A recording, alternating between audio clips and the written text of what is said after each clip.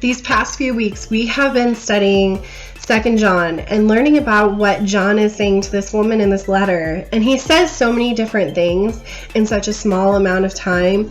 And what really pops out to me is how he brings it back to the one true commandment, that we love the Lord our God with all our heart, mind, and soul, but then also that we love one another.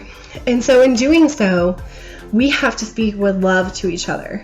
But he also highlights that even though that we should love each other, there will be people that come into our lives that he calls deceivers.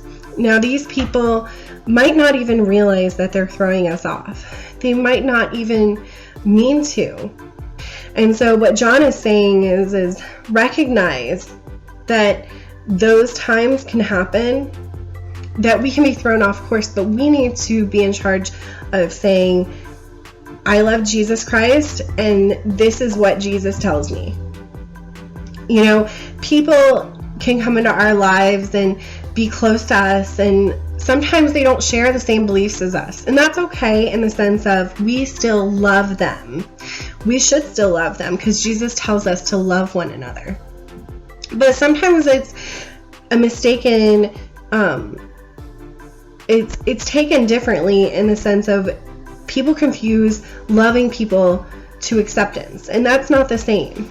And so we have to recognize that we can love people, but if they start to get in the way of our faith journey, if they start to,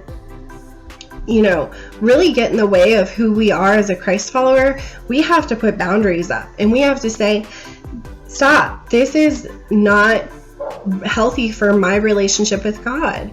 And so sometimes it's a hard thing to do. Sometimes it's recognizing that friend that wants you to go out and party all the time. Sometimes it's recognizing that family member who really condemns your faith. And sometimes it's recognizing that I'm not in a healthy relationship. And so you have to take those things and realize that God wants us to love one another, but he also wants us to follow him. And so it's really important that we take those things hand in hand and we recognize what is healthiest for our relationship with God. So I ask you this week, maybe think about how you can love those people in your life still, but you can also put boundaries up that protect your relationship with God.